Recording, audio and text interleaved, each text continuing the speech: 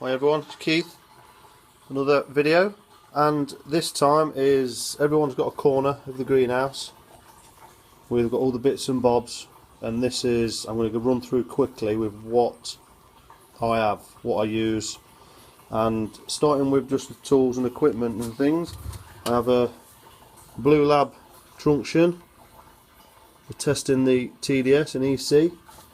I have a TDS meter, pH, a list of stuff that I used to do with the list of the recommendations. Jungle Green is another feed, but I don't use that. That was one of my path growers. I had that Epsom salt, Super Thrive, Fizan, Husk preparation, Rain Mix, MSU, magnesium, and the red book in there is where I log all my changes.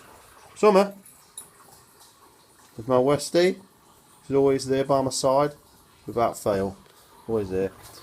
Leaf wipes, don't use them a lot. pH up, pH down, conductivity standard, pH cleaner, buffer 7, buffer 4, nitrozyme, super drive that I'm trying this year, green fuse root, good stuff, concentrated bug killer, Citrox for sterilising, slug pellets I'll just throw around, and then tubs for mixing your solution up. You put your powder in there, your rain mix, I mix the solution up and then throw it in my main drum, which is there.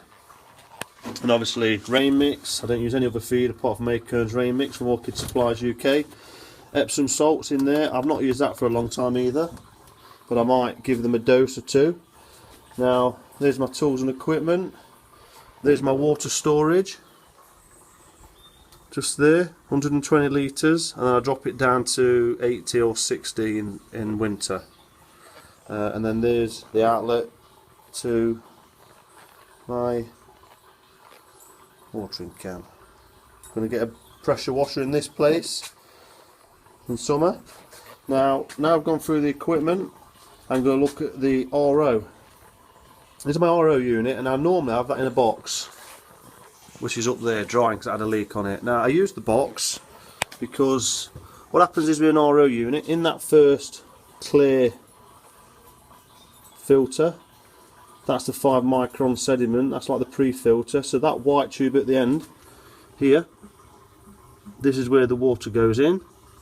It goes through the pre-sediment, back in, through the carbon, then the 11 micron sediment back out, so that's the filters done, the filtration, and then it comes out there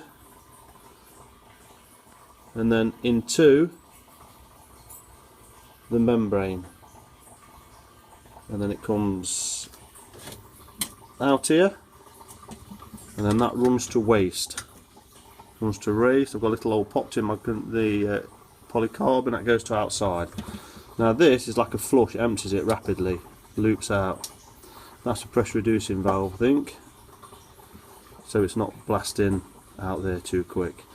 Now I fitted this afterwards, but a lot of them have them. This tells you the pressure.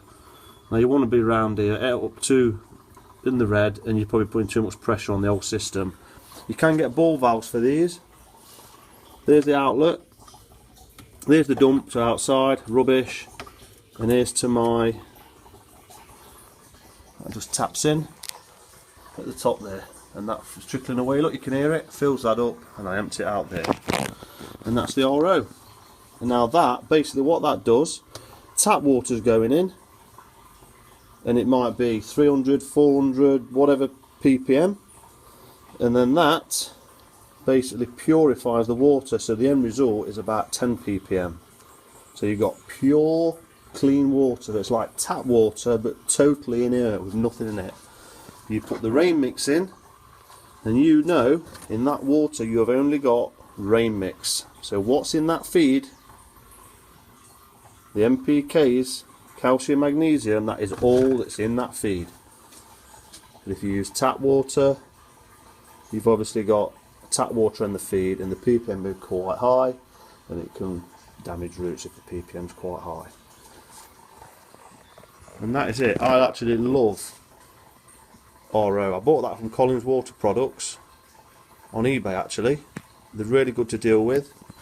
I can see my leak now, look. I've just spotted it. See? It's on my T on this one. So I'm gonna strip that out in a minute. That's why my box is wet. I'm gonna strip that out and I'm gonna remake that joint. So I've not got no leaks. That's the last thing I want. It's good actually, because I thought it was on one of these seals here, because this one cracked last year. So yeah, Collins Water Products, I give them a shout out, because this connection here I broke when I was replacing my membrane. I get my membrane and filters off them, and this connection broke, and I just drop them an email and they drop me 2 for free. So they're really good. It might be a product that I stock in the future. And that's it. Little short minute 6 video there about RO.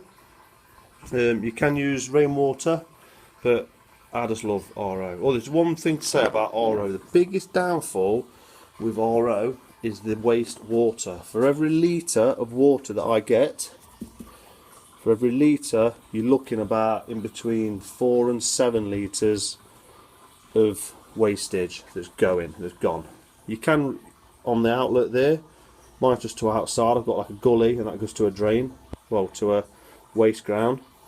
But you can re-divert that waste water and I suppose use it for irrigation. You could find uses for it, I'm pretty sure, if you looked at the internet.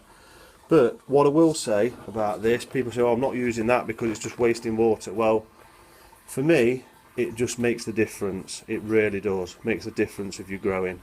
If you're using pure water, it just takes to another level. It really does. Because there's only your feed in the water, you know it's pure, you know it's clean, and it's just so simple. When I had rainwater, the pH is around about 7 for me. So when I put my feed in, it drops to about 6.2, and it's just like that every time, consistent. With rainwater, you never know what you're going to get with your rainwater as well. It could be really, really acidic, down to 5.5 I've found, and then when I put my feed in, and that's any feed, you could be looking, you're on your very lowest limit of where you want to be. And that could, you know, drop you in a bit of trouble. But for most people, you just put your feed in the water, and away you go. Trying to think, there's anything else there could mention about the RO. If anyone's got any questions, pop them on the channel and I'll answer them to the best I can. I'm going to wait for this water for me to get 120 litres. I will leave that running all night, and then tomorrow I'll come in here and that will be full around about tomorrow dinner time. So it's about 24 hours for about 120 litres. Oh, what I'm going to mention about this, about the wastage.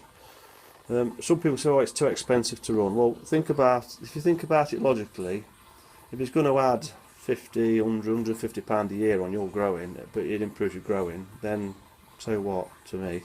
Doesn't matter. You go out and you buy a beer for £3 a pint, £4 a pint, £5 a pint, £7 a pint if you're in a city, and you go and buy a bottle of water for £1, £2, yet you won't spend a few pound on pure water. So that argument just doesn't make sense. You need it, I think, get it. I wouldn't want this in the home, I don't think, because it's under pressure. If a connection ever went, you're going to get wet.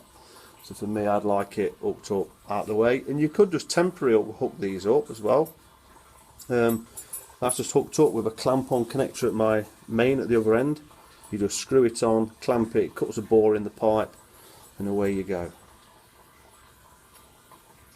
So yeah, that's it. Please subscribe to the videos, like them. Any questions, please ask. Again, subscribe. Thank you, goodbye.